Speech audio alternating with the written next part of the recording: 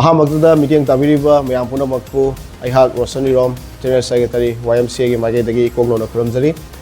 lakadoriba January gi tang 18 dagi hauraga February gi tang ama phau Thongnang Youth Festival 2.0 Lakhipur Khuman da pangthokchagani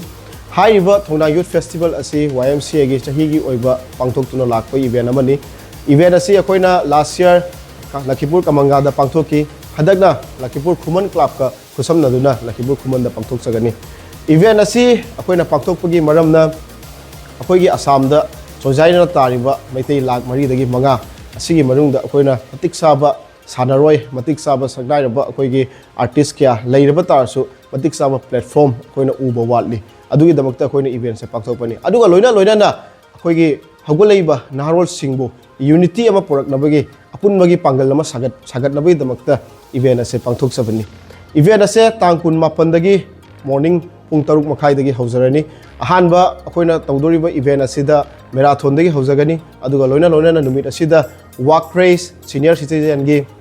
aduga boxing ate game leiri aduga loina na mathang numit asida na kabaddi se akoina asigi event se ahanba akoina introduce tawbani handaki Thongnang Youth Festival asida aduga loina na arm wrestling ate fun games ke asu leiri aduga 31st January asidana kickboxing amadi cultural gi oiba jagoi gi competition amadi fizen handana bisu leigani hairiba event ase numit humni sports amadi cultural event tawjagani aduga aloiba numit date 1 asidana numit asida akoina prize distribution abadi numit sida open session ama tawjagani Manipur Imalibak tagi oja guru maichau kya laktuna aduga loina Assam sida leiriba intellectual kya laktuna akoigi leibiriba akoi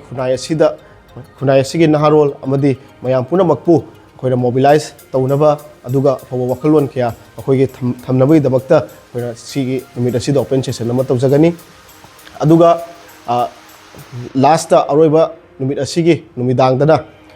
Manipur gi akoigi sagnairaba Imalibak Manipur dagi sagnairaba artist kya amadi koi khunai asigi pachin dukhalakpa artist kya amana saruk yaraga numit asida mayami thawal tawjagani hairiba event asida saruk yaningba singna masam sagi event gi akoigi in charge ki number punabang screen da pijaramge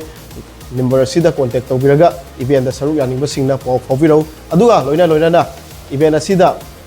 mayam punabagna saruk yaraga mayam punabagna lakpiduna mapung fahanbinaba aigi Roshan